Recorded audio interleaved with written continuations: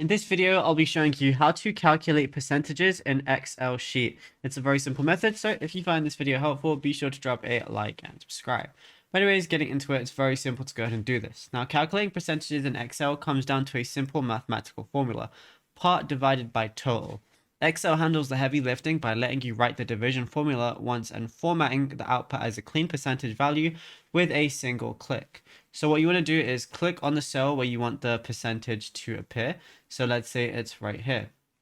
Now type the division formula using references. So what you could do is something like B2 to B5.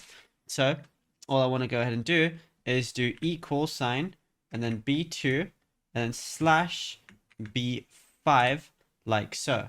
Now once you go ahead and do that, all you got to do is change the formula to B and then $5. Now, when you go ahead and do that, adding the dollar sign locks the reference to the total cell. This allows you to drag the corner of cell downwards to instantly flash fill the rest of your column without breaking the math. So all I'm going to do is go over to the right like so, and then it's going to show me the different percentages. And now all I've got to go ahead and do is I'll be able to see all the different percentages. Now, if you found this video helpful, drop a like and subscribe.